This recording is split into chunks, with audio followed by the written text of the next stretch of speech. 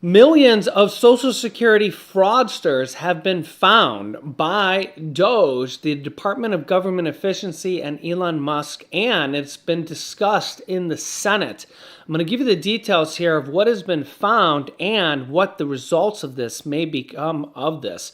And I'll let you hear from Senator Kennedy in the Senate floor about a new bill that might be coming about this. I'm going to give you all the details here in this video, and you'll get to hear directly from them about Social Security fraud and millions or billions of dollars being wasted of your money here in this video. So let's jump right in. We are live right now here in this video. Let me know if you can see and hear me. Type yes. Let me know where you're tuning in from. You can let me know your city, state, or even your country, as we have people tuning in here from all around the globe. Don't forget to smash that like button, and if you haven't yet, subscribe down below. Click the bell icon after subscribing so you don't miss out on future updates. It's completely free to do so. Also, I want to let you know about Chapter Medicare, as open enrollment for Medicare goes on only until the end of March. So the majority of seniors are actually on the wrong Medicare plan, and our partner Chapter Medicare can actually help you find a better Medicare plan with better benefits. So you can actually talk to somebody at Chapter Medicare with the phone number on the screen or the pinned comment down below with the new 2025 Medicare changes and Medicare Advantage changes that are intact right now and have just gone into effect. So you can talk to them free with one-on-one help to go over the new 2025 changes that a lot of people don't know about, and a lot of people are losing access to their doctors. And you can actually get a better plan with all these changes. So call the number on the screen, talk to somebody for free, or click the link down below in the pinned comment. Okay, Social Security beneficiaries have every reason to be alarmed by Elon Musk's access to U.S. Department of Treasury payment systems. For some good reasons, some bad reasons, but they've been uncovering a lot of different things. Elon Musk slams U.S. government payment systems, alleges $100 billion in annual fraud. Yeah, Elon Musk's raised the implementation of the, quote, now do not pay list, as there's a lot of people that might not be getting their Social Security payments. This do not pay list, which identifies entities involved in fraudulent activities, and called for the list to be updated at least weekly, if not daily. Yeah, so Elon Musk is calling for a new implementation of a do not pay list from Social Security Administration, and wants it to be updated at least weekly, if not daily. Donald Trump claims Elon Musk's D.O.G.E department, which stands for Department of Government Efficiency, that their geniuses have found very fraudulent stuff in the Social Security Administration. Take a listen here to what Senator Kennedy had to say here on the Senate floor. And that's what I want to talk about today. I want to talk about dead people and the fact that they're getting money from the federal government. In fiscal year 2023 alone, this is just 1 year, our government sent $1.3 billion, not $1.3 million. We sent $1.3 billion in checks to dead people. Those aren't my numbers. Those numbers come from the Office of Management and Budget. That's just 1 year. Not only is the federal government sending checks to dead people, those checks are being cashed. Now, I have heard, Mr. President, of dead people voting, but cashing the checks, you don't have to be God's perfect idiot to realize that there's fraud happening with respect to all this money. Here's how this problem arises. When you die in America, your name is sent to the Vital Records Office in your state. And at that point, the Social Security Administration pays each state to get an ongoing list of deceased Americans in that state. So far, so good. The Social Security Administration takes this data, this list of deceased people, and they compile on an ongoing basis a list called the Death Master File. The Death Master File. That's just a list of everybody, updated daily, of people in the United States who are deceased. Why does the Social Security Administration do this? Well, so the SSA, Social Security Administration, can stop sending people who have died checks. So far, so good. There's just one problem. I discovered this about 7 years ago. The Social Security Administration refuses to share that list with anybody else in the federal government. They won't share it with any other federal agencies, many of which send out checks. The Department of Treasury, for example, sends out checks. SSA won't share the information with them. The Small Business Administration sends out a lot of checks. The Social Security Administration has a list of all deceased Americans, but SSA will not share that information with the SBA. I'll give you some examples. You remember, Mr. President, when we were in the coronavirus crisis, we had an economic meltdown. We sent stimulus checks to Americans to try to keep the economy on its feet. We paid $1.4 billion to dead people, and they cashed the checks. The Paycheck Protection Program, which was a part of our stimulus program, paid out $38 million alone to dead people. These were people who were using, live people obviously, who were using dead people's Social Security numbers to collect payments.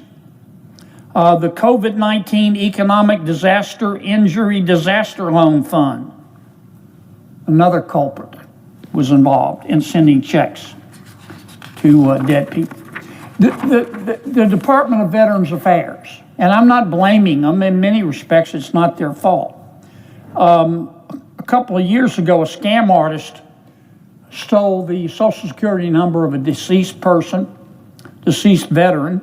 and received about $825,000 in checks from 1997 to 2024. Now, the person committing this fraud was just quietly accepting the checks. Somehow the Department of Veterans Affairs, and for some reason, stopped sending that person the checks. So the fraudster just picked up the phone and called the Department of Veterans Affairs. He impersonated the dead person and convinced them to start sending the checks again. Again, not necessarily the fault of the Department of Veterans Affairs. The VA didn't know that the Social Security number belonged to a deceased person. Another example, a person in Ohio was able to collect her deceased mother's Veterans Affairs benefits for 48 years. 48 years before she was caught. The truth is, Mr. President, it's sort of like saying, being asked, you didn't go fishing on Saturday. How many fish do you think you didn't catch? We don't know how much money we're sending out every year. to dead people. Let me give you an example of how screwed up the data is, Mr. President. This is a strong indicator of what's wrong. The Social Security Administration, if you ask them, will tell you that there are, according to their records, there are 6.5 million Americans living today in America who are 112 years of age or older. They say there are 6.5 million Americans who are at least 112 years old or older. Now, I don't know about you, Mr. President, but I don't know anybody who's 112 years old. And I checked, at any given time, there are about 40 people on an ongoing basis in the world who are fortunate enough to live to be 112. But the data is so screwed up that according to SSA, 6.5 million people are 112 years old. A number of years ago, 7 years ago, I started working with Senator Tom Carper, a fine American, if there ever was one. I started working with Tom on this issue. I went to Social Security and I said, look, this problem is easily solved. Just share the death master file with other agencies, and especially share it with the Department of Treasury. I don't want to confuse anyone, but the Department of Treasury has a do not pay list of people who aren't supposed to receive checks for a variety of reasons that other agencies consult. But I said to my friends at Social Security, why don't you just give the death master file to other agencies? They said, we can't. It's illegal. The way we construe our enabling statutes, we don't have the authority. Well, I said, okay, I'm not going to argue with them. We'll just go pass a law. It was harder than I thought, but we did. In 2020, Senator Carper and I passed a bill. The bill was called Stopping Improper Payments to Deceased People Act. And it gave the Social Security Administration permission, and indeed directed the Social Security Administration to start sharing its list of dead people with other agencies in the federal government. I don't want to get down in the weeds, but believe it or not, we had people oppose the legislation. And many people within the federal government. So in order to get our bill passed, we had to compromise. We had to agree to only implement this requirement that Social Security share the list of dead people with everybody else. We could only get them to agree to do it for 3 years for a trial program. This clock started ticking on our 3-year period in December of 2023.